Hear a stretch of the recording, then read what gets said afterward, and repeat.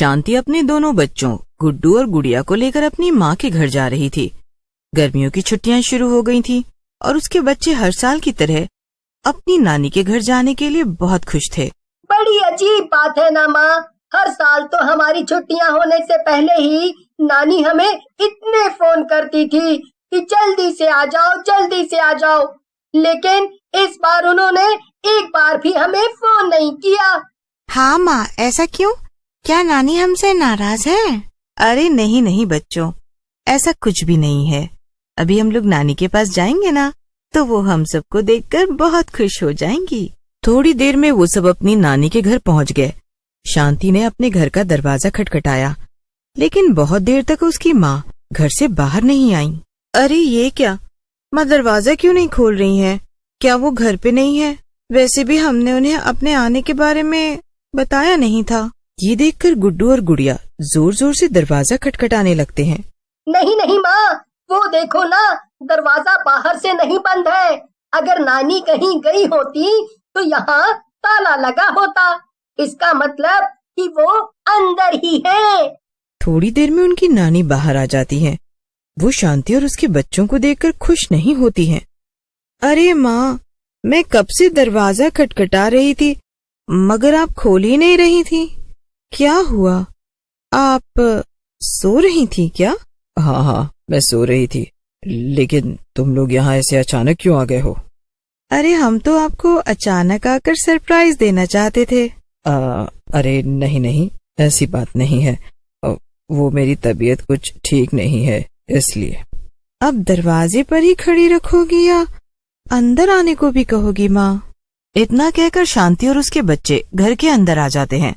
उनकी नानी बिना किसी से कुछ बात किए अपने कमरे में चली जाती है। माँ, कुछ तो गड़बड़ जरूर है। नानी को कुछ न कुछ तो हुआ है, वरना वो ऐसे बर्ताव नहीं करती।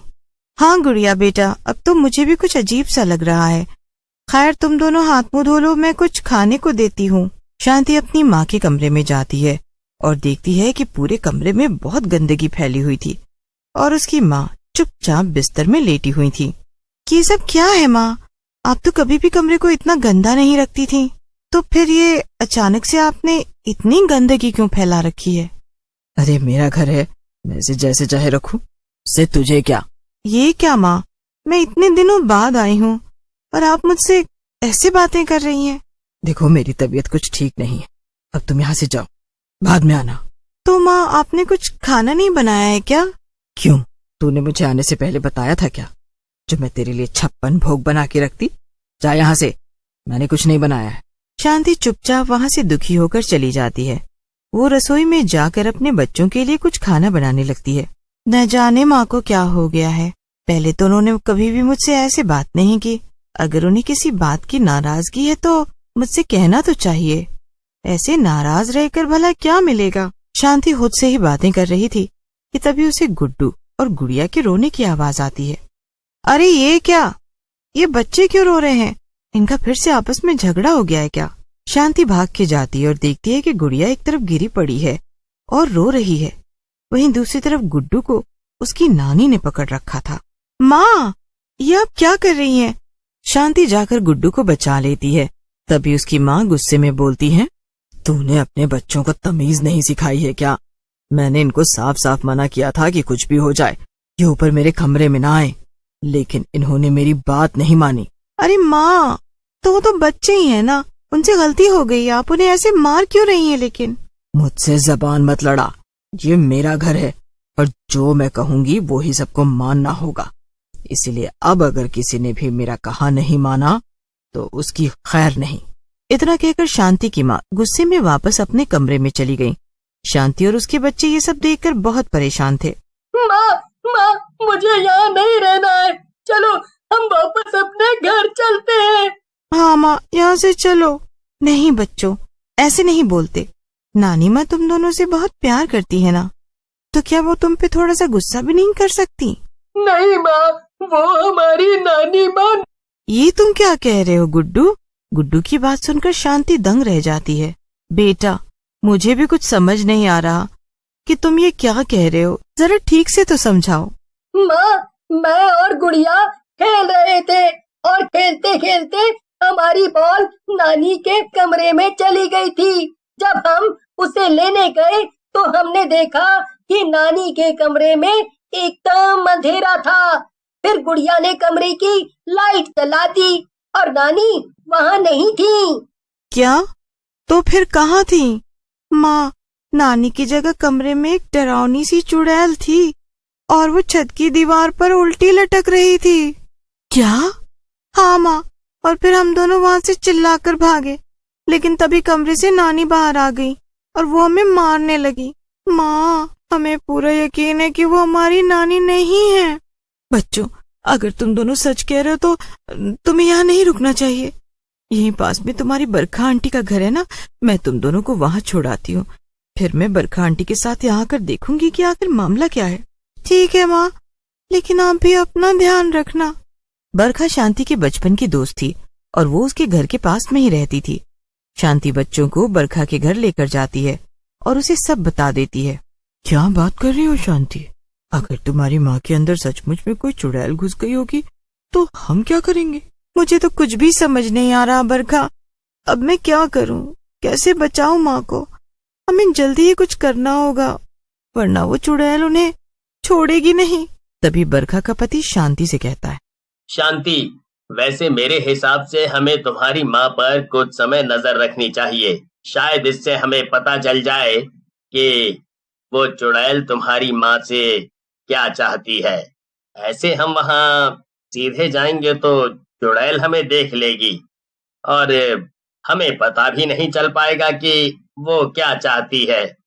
ठीक है, फिर चलो चलते हैं। बरखा, तुझे याद है ना कि मेरे घर के पीछे में खुफिया दरवाजा है जिससे हम आसानी से घर के अंदर जा सकते हैं और माँ को पता भी नहीं चलेगा। हाँ, याद है ना, जब भी हम देर तक पार्टी करके घर लौटते थे तब तो उसी दरवाजे से अंदर जाती थी ताकि आंटी को पता ना चल सके। हाँ, अब जल्दी से चलते हैं बरखा, ये हंसी मजाक करने का वक्त नहीं है। मुझे माँ की बहुत चिंता हो रही है, उनकी जान खतरे में है। शांति और बरखा शांति के घर चले जाते हैं। शांति फुसफुसाते हुए बरखा से कहती है, चलो बरखा, ऊपर चलते हैं माँ के कमरे में। हाँ, ठीक है, चलो, मगर बिल्कुल भी शोर मत करना। हमें चुपचाप जाकर पता करना पड़ेगा कि आखिर वहाँ हो क्या रहा है। वो दोनों अपनी माँ के कमरे तक पहुँचती हैं और तभी उन्हें कुछ आवाजें सुनाई देती हैं।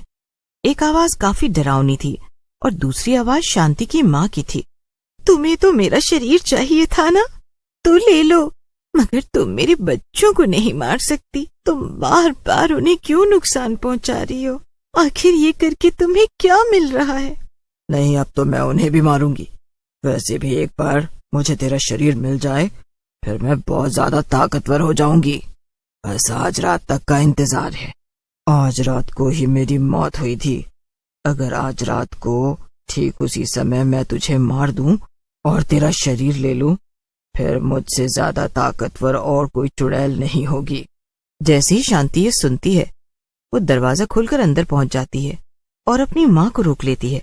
नहीं माँ, तुम खुद को नहीं मार सकती। हम मिलकर इस चुड़ैल से लड़ेंगे, लेकिन तुम खुद को कुछ मत करना। तू और मुझसे लड़ेगी? तेरे जैसे इंसानों को तो मैं एक पल में मसल सकती हूँ।